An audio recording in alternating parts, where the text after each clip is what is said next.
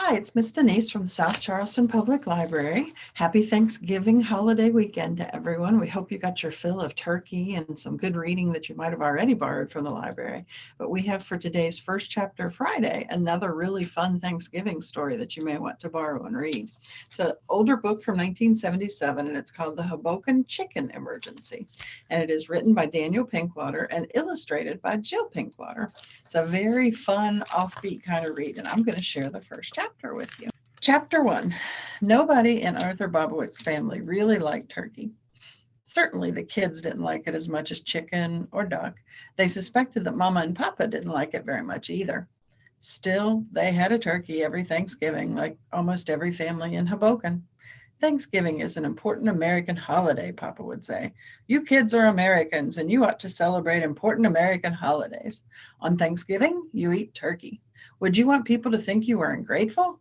Papa came from Poland and he was very big on holidays and being an American. There was no arguing with him. They had turkey every year. Most of the kids in the neighborhood had the same scene at home. Some of them liked turkey, some of them didn't, but they all had it on Thanksgiving. They all had fathers like Arthur Bobowitz's father. They came from Italy, from the Ukraine, and Puerto Rico, and Hong Kong. The kids were all being raised to be Americans, and everyone's father knew that Americans eat turkey on Thanksgiving. Late in November, in the windows of the stores in Hoboken, where ducks had hung and sausages and legs of lamb, turkeys appeared. For the rest of the year, anyone who wanted a turkey would have to go clear out of town. The turkeys appeared in Hoboken at Thanksgiving and no other time. It was Arthur's job to go and get the family turkey. Papa had reserved turkey weeks in advance at Murphy's Meat Market. On Thanksgiving morning, Arthur was supposed to go to the market and bring back the turkey, a big one. The whole family was going to be there. Uncles and aunts and some cousins, Mama and Papa and Arthur's little brother and sister.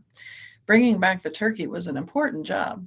Once it came into the house, all the cooking and rushing out for the last minute things from the store and all the good smells would start. It was a good holiday and all the kids enjoyed it, but it would have been even better if they had duck or chicken. Something had gone wrong at Murphy's Meat Market.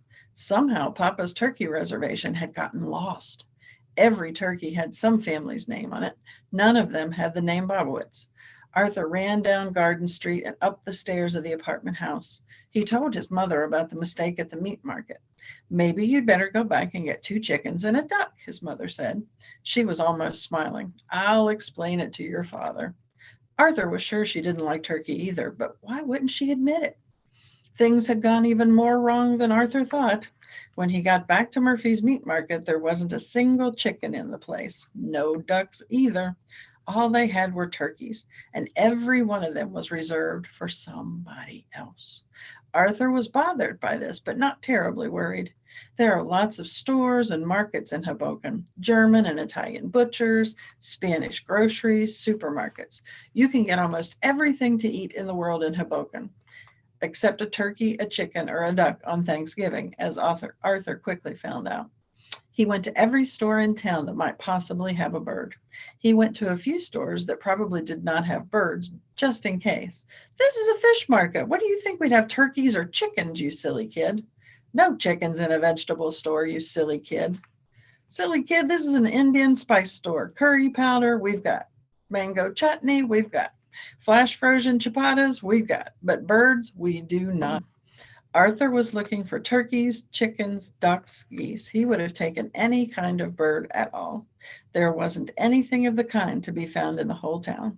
It was getting to be late in the morning, and it was snowing a little. Arthur was getting depressed.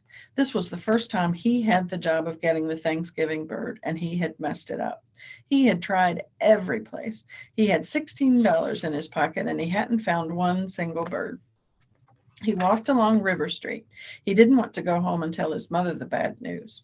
He felt tired, and the cold was going right through him. He noticed a card stuck in the window of an apartment house door. Professor Mazochki, inventor of the chicken system, by appointment. Arthur rang the bell. What did he have to lose? The door buzzer buzzed, and he pushed it open. He stood at the bottom of the stairs. A voice from above shouted. You will not get me evicted. My brother owns this building. I am a scientist. If you people don't stop bothering me, I'll let that rooster loose again. Do you have a chicken for sale? Arthur shouted. He was desperate. What? You want to buy a chicken? Come right up, the voice from above answered. Arthur climbed the stairs. At the head of the stairs was an old man. He was wearing an old bathrobe with dragons embroidered on it. I have been waiting for years for someone to come and buy a super chicken, the old man said. The only people who ever come here are neighbors to complain about my chickens. They don't want me to keep them. You keep chickens in your apartment? Arthur asked. A farm would be better, Professor Majowski said, but my brother lets me stay here without paying any rent. Also, they are special chickens. I prefer to keep them under lock and key. We need one to cook for Thanksgiving, Arthur said. A large family? The professor asked. All my cousins are coming, Arthur said. And how much money did you bring? The old man asked. $16? Good. Wait here. The old man went inside the apartment with Arthur's $16.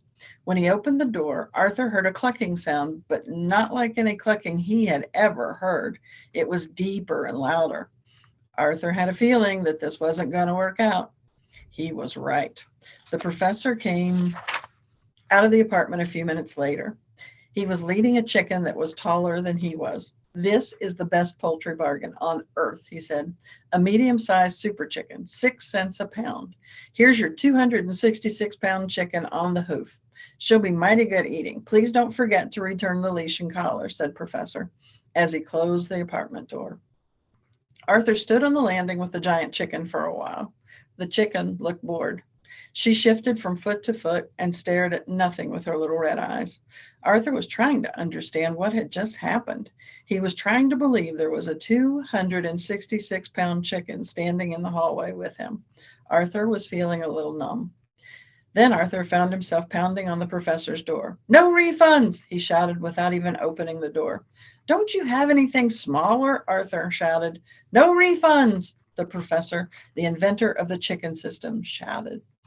Arthur could see that this was all he was going to get from the professor. He picked up the end of the leash. She is a bargain when you consider the price per pound, Arthur thought. The chicken tamely followed Arthur down the stairs. Everybody noticed the chicken as Arthur led it home. Most people didn't want to get too close to it. Some people made a sort of moaning noise when they saw the chicken. Arthur and the chicken arrived at the apartment house where the Bobowitz family lived. Arthur led the chicken up the stairs and tied the leash to the banister. Then he went in to prepare his mother. That took a long time, she said. Did you get a bird? I got a chicken, Arthur said. Well, where is it? His mother asked. I left it in the hall, Arthur said. It only cost 6 cents a pound. That's very cheap, said his mother. Are you sure there's nothing wrong with it? Maybe it isn't fresh. It's fresh, Arthur said. It's alive. You brought home a live chicken? His mother was getting excited. It was the only one I could find. Arthur started to cry. I went to all the stores and nobody had any turkeys or chickens or ducks. And I finally bought this chicken from an old man who raises them in his apartment. Arthur's mother was headed for the door. Mama, it's a very big chicken, Arthur shouted. She opened the door. The chicken was standing there, shifting from foot to foot, blinking. Cluck, it said. Arthur's mother closed the door and just stood staring at it. She didn't say anything for a long time. Finally, she said, there's a 200-pound chicken in the hall. She was talking to the door. 266 pounds, Arthur said. He was still sobbing. 266 pounds of live chicken, his mother said. It's wearing a dog collar. I'm supposed to return that, Arthur said. Arthur's mother opened the door and peeked out. Then she closed the door again. She looked at Arthur. She opened the door and looked at the chicken. She seems friendly in a dumb kind of way, she said. I thought we could call her Henrietta, Arthur said.